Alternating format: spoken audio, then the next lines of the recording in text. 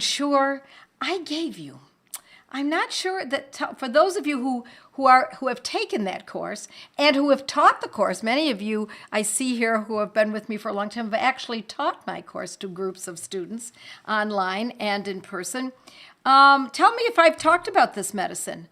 I'll tell you a little bit about it first and see, for those of you who have been studying materia medica, see if you can guess what this medicine is, because it's a lesser known remedy, as they say. It's not one of the more common ones. So it is used, we could call it an alternative to an antibiotic, and it's specific for infections of the throat, the lungs. The lymph nodes are often swollen. It can be an infection in the mandible. More often it's lungs. And interestingly, this medicine is used by farmers. And the farmers use it for livestock, especially for the lungs of cattle.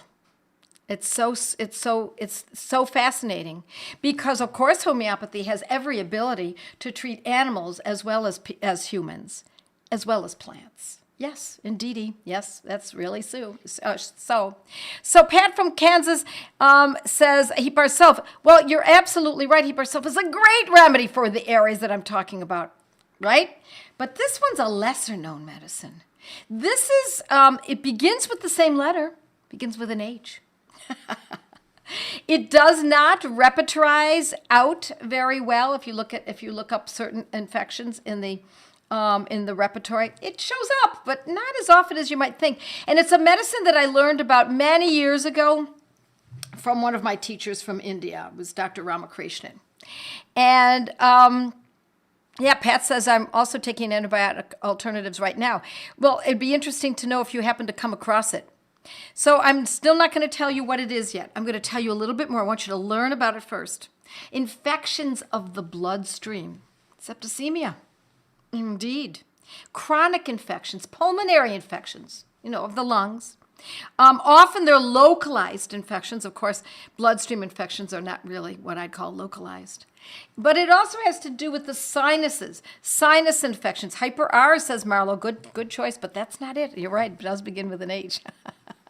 Hyper R's, Hypericum mixed with arsenicum is a Banerjee protocol. This is not a protocol. And what I mean by that, we don't have a specific statement made on this is the remedy, or excuse me, this is the condition, this is the remedy, this is the potency, and this is the frequency. This one's different. I'm just going to teach you all about this medicine and see if you can figure out how it might be used. So glands are swollen, painful. There are abscesses. Abscess is common, and even an abscess on the pancreas. Now, I've never taught that before. Abscess on the pancreas.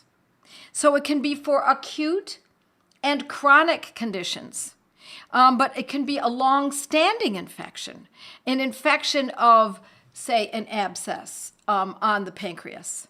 Hydrastis, says Maria, good, so great. I love what you guys are doing. I love it. You're so good. Hecla lava. Well, you're right about Hecla lava when it comes to the mandible or the maxillary, right?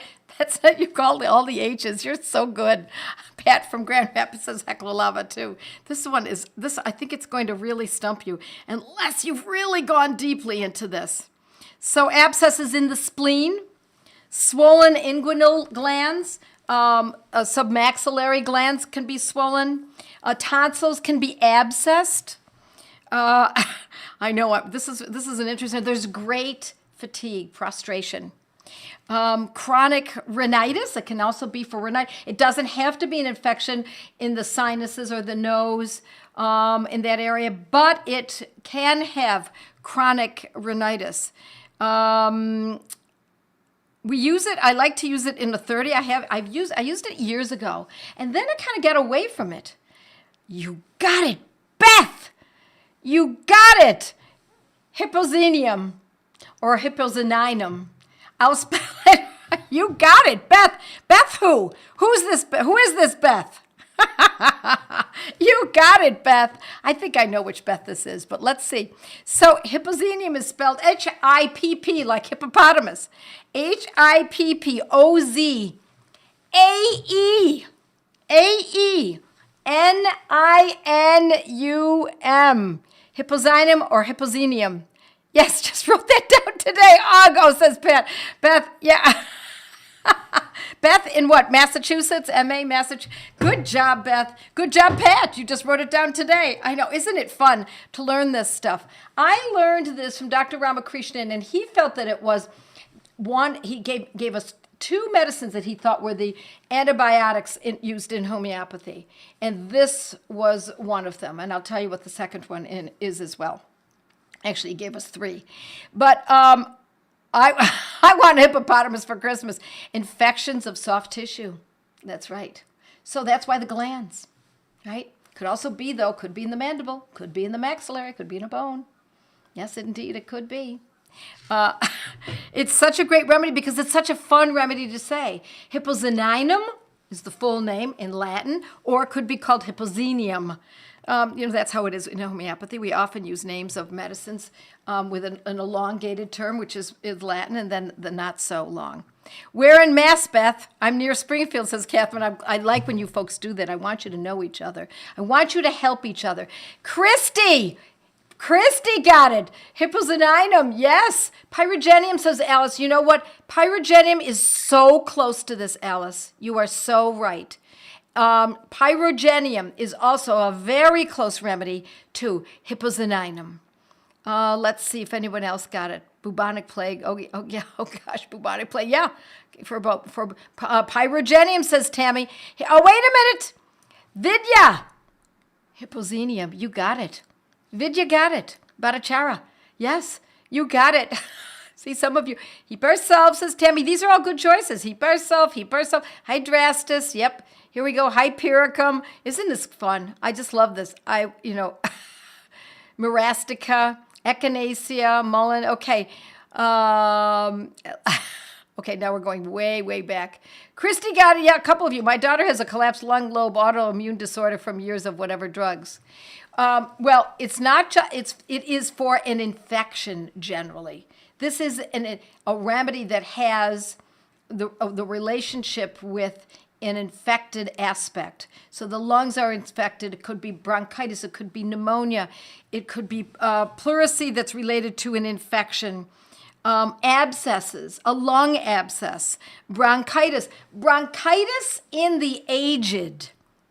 So for people who are elderly and get bronchitis, with dyspnea is inability to breathe, not getting enough air. Soft tissues around the periosteum. You're absolutely, yes. Periosteum is around the bone. It's the encasement of the bone. This antibiotic course is amazing, says Pat. Yeah, it's very thorough. Thanks for saying that, Pat. It is a very thorough course. But I do want to know, I don't remember if I put Hippozanium in there. And I want you to compare this medicine to medicines such as pyrogenium, hyper-Rs, hypericum, mixed with arsenicum, the Banerjee protocol. I want you to also consider basilinum, because basilinum is all about the lungs and infections of the lungs, right? So that's where we're going with this. And sorinum. Sorinum is spelled P-S-O-R-I-N-U-M, P like in pneumonia. P-S-O-R-I-N-U-M. Sorinum is a really good medicine for long-term infections, long-lasting infections, let's say in a bone that's been going on for a long time. Years and years, even months or years. Bone infections tend to do that, which is why antibiotics are used over and over and over and over in osteomyelitis, my friends. But it is very rare that they can actually clear up a bone infection. What they usually have to do is amputate, and then amputate again, because it's almost impossible to clear up a bone infection with conventional medicine. Remember that, my friends. Remember that.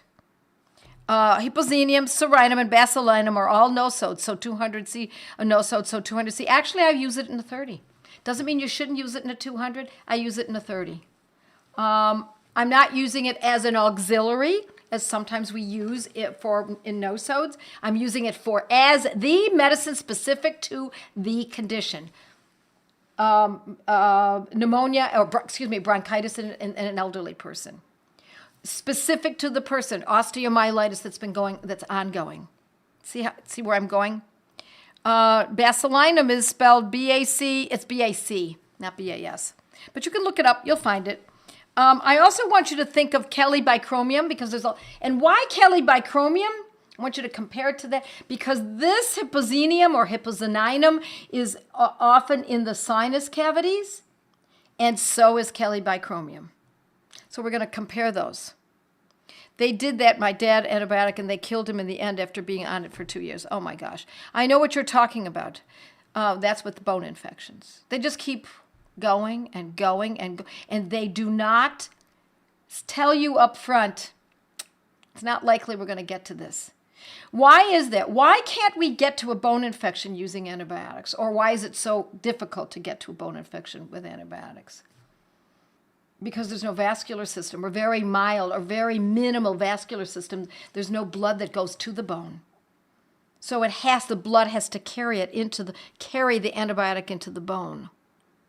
But with homeopathy, it doesn't go through the bloodstream. It goes through all the tissues. It's a completely different delivery system. The model is completely different. So we needn't actually have it go through the bloodstream. Sometimes a remedy will act just by placing it on the wrist if need be, or just by putting it, touching the mucosa of the mouth. It hasn't gone into the bloodstream yet. It's only a minute or half a minute, and sometimes we see a shift within that much time. Bacillinum Burnett. Yes, thank you, Jennifer. You're right. Dr. James Compton Burnett. If you are not one of my Joette's Mighty members, you may not know so much about Dr. James Compton Burnett from the 1800s, one of the greatest homeopaths, great literature that he's put together. He was a conventionally trained medical doctor, worked in a hospital, and worked with many, many, many patients, thousands of patients, and that's the kind of doctor we trust.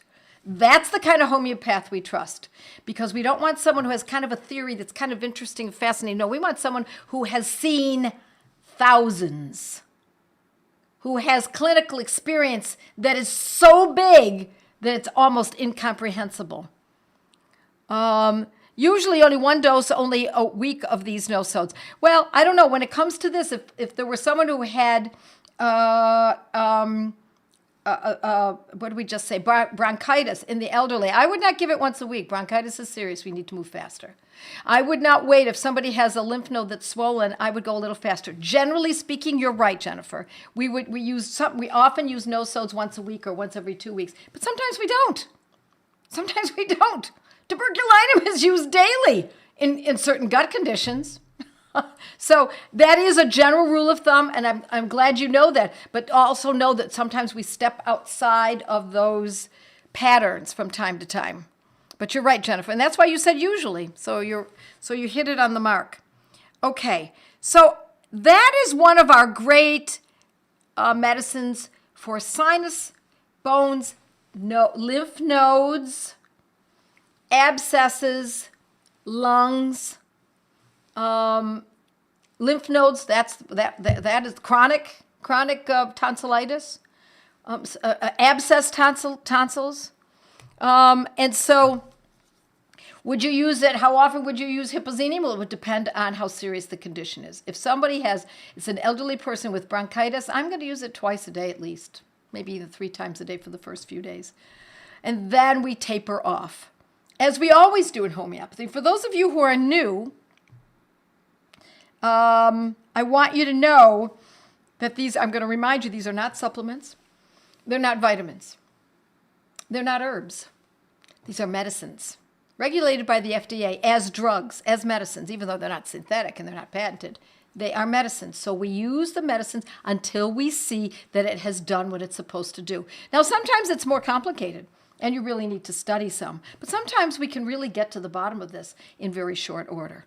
So I don't teach a course specifically on nosodes because, my friends, nosodes are medicines, are homeopathic medicines, just like sea animals, sepia, calcarb are just medicines, just like cell salts are just homeopathic medicines, and we integrate them in. So in classical homeopathy, often it is separated. You learn about nosodes, and then you learn about sea animals and the medicines made from sea animals, and then you learn about the plant world and plants that are toxic and plants that are foods, etc. I don't categorize. The categories that I use, instead of in the categories of the medicines themselves, I'm using the categories of conditions, because we work with the condition and the symptoms, not the whole person. I used to say that. It's not every person is different, so everyone gets a different medicine. I'm sorry, my friends.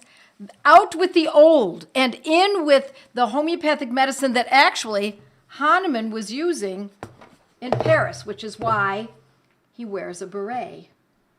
Because when he was in Paris, he determined that we use the condition to choose the homeopathic medicine and the symptoms that are associated with them.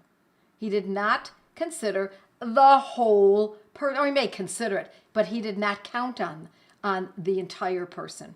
That was a method or a theory that was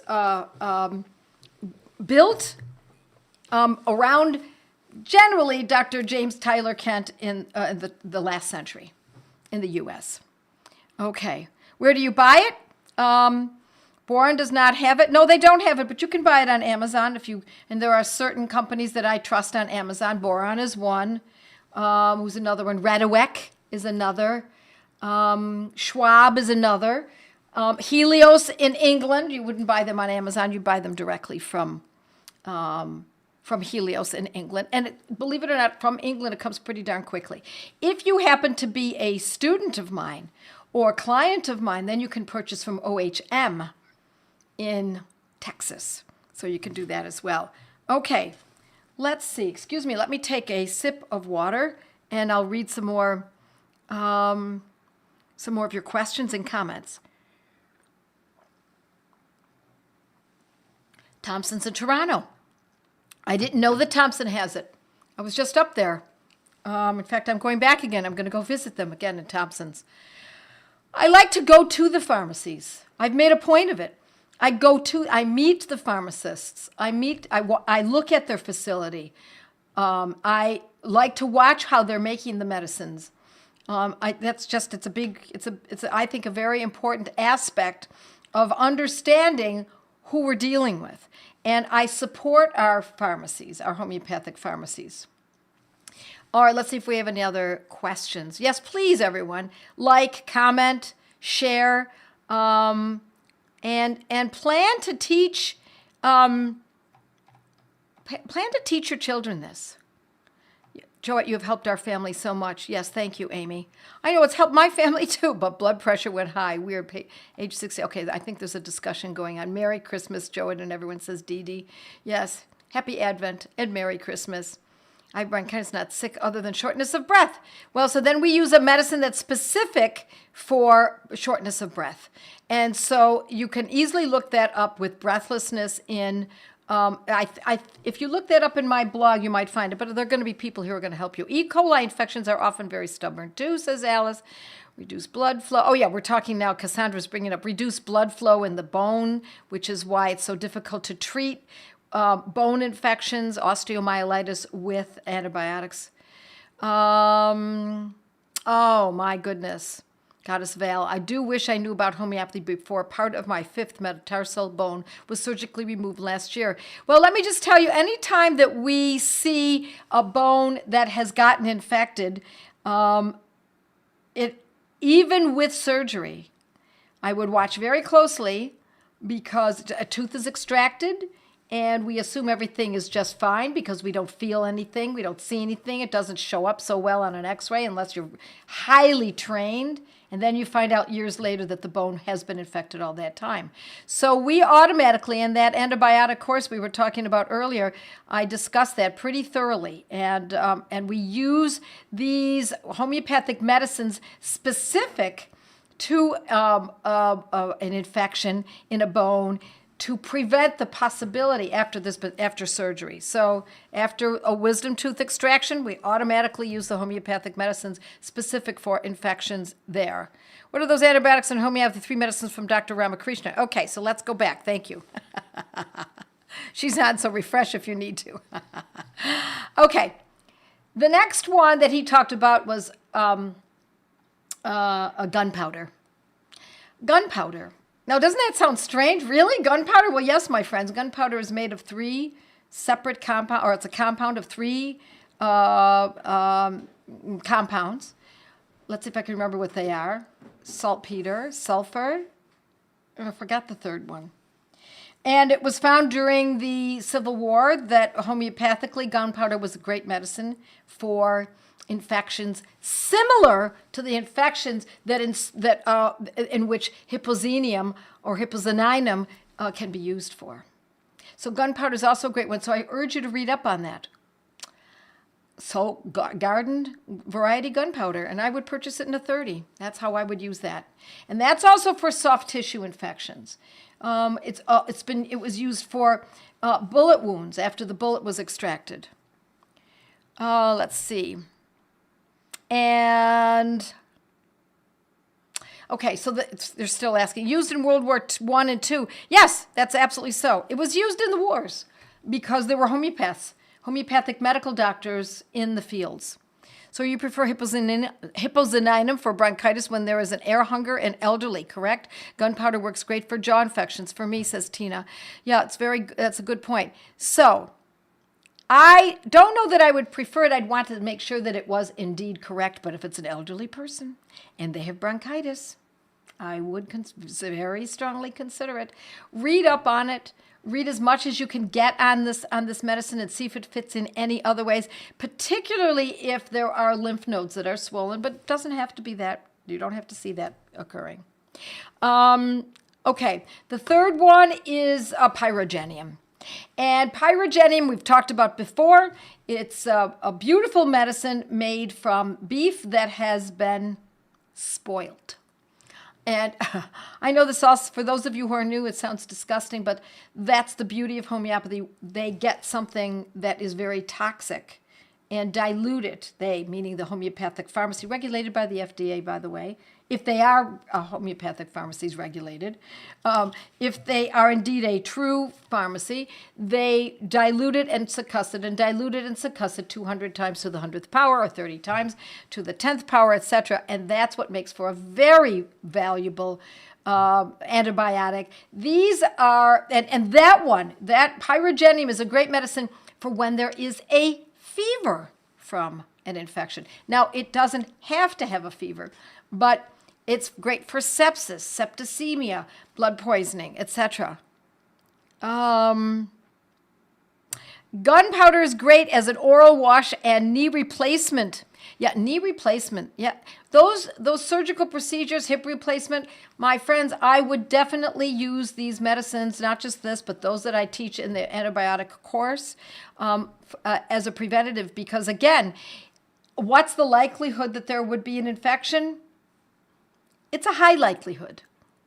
It's a high likelihood, my friends, because when you open up the body and expose it to air, you cannot make a sterile room. It's impossible. I mean, there are microbes everywhere. So that it is important that you have these medicines on hand just before perhaps the surgery, if you know that there is an infection and that's going to be debrided, for example, or after the surgery for several days, sometimes even weeks. Oh, Wendy says pyrogenium is good for cat bites. Yes, it is. Yes, it is. Pyrogenium 30 or 200. I often use it in a 200, but I've used a 30 as well.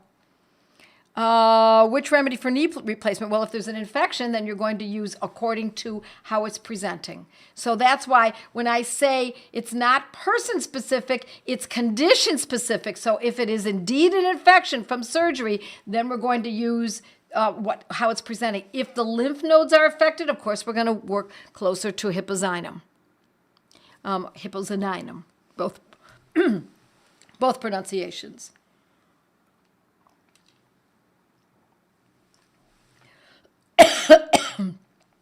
What's a good remedy for lost voice during a cold? How about lost voice from speaking too much? Too dry.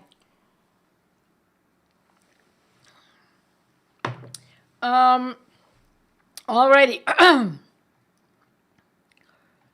My 2-year-old has suffered from molluscum contagiosum. Used your protocol, and she was healed in less than 2 weeks. Yeah, it's the way this works. Fast. Now you don't have to worry about it any longer. No, what was the second antibiotic? Ramakrishnan told you. I went through them. I think you know now. I already just said it. My dad had an animal valve put in heart, probably porcine, 2 years ago. Went to the dentist, only took 2 pills instead of 4 penicillin. Had a backache in the hospital 2 weeks. Said he had infection in the back.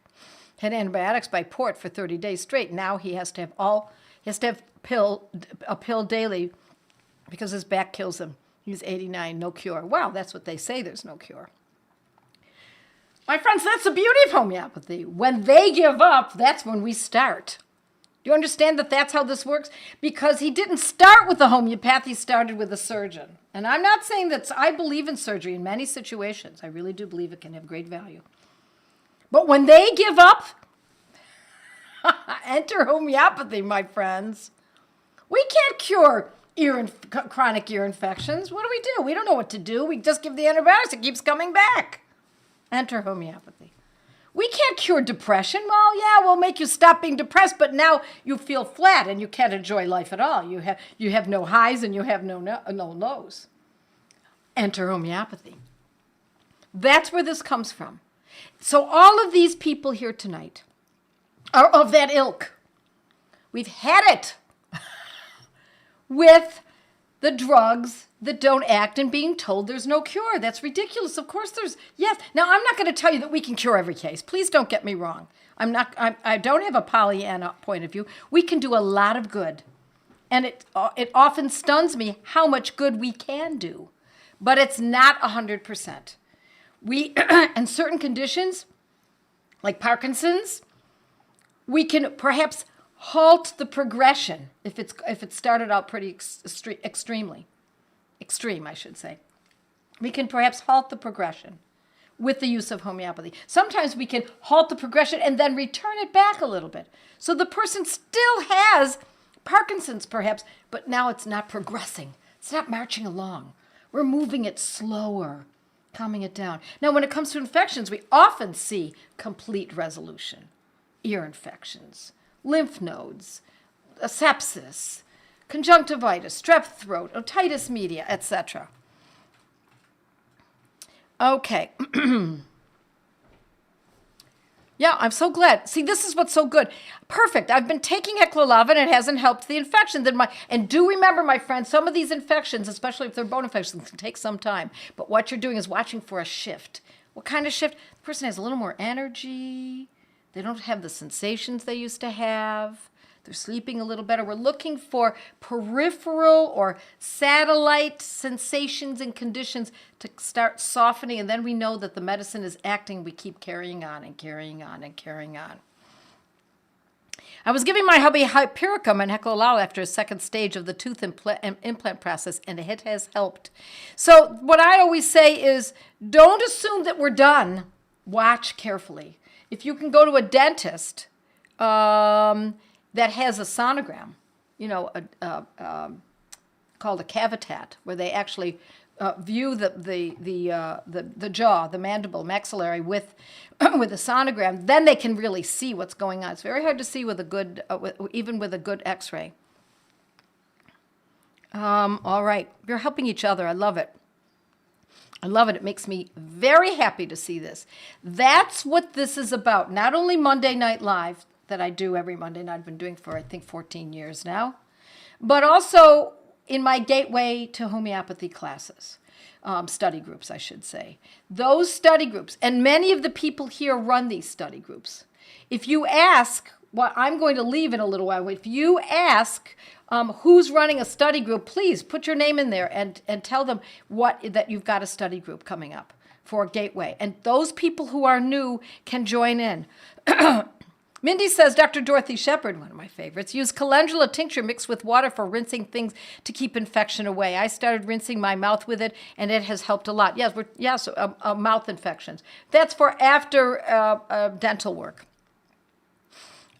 Which potency of basilinum for sinus infection? Well, I don't think of basilinum for sinus necessarily. Okay, let's see if I've got anything else. My husband has a driveline exiting his chastity has had trouble with it. I have been using Hypericum 200 and Arsenicum 200. It cleared for a month, but has come back and I can't get it under control. I'm not going to tell you exactly what to do, but I am going to urge you, because I can't take cases here. I'm sure you can understand that. I urge you to consider the antibiotic course. Joette's Learning Center, scroll down and go to antibiotics. Or take the course with someone, who may be teaching it now. Okay, my friends, I think I've answered your questions. I've gone a little over our time. It's so wonderful to see you all. We will carry on next week, as always, and I say, yes, I'm going to Mighty's right now, and we'll go to my Mighty's. If you're here, stay on. And then I'm going to, you're going to do that, right? Okay, I'm going to say good night to you. Happy Advent. And then Merry Christmas coming up. All right. Hi, friends. My mighty friends. I'm leading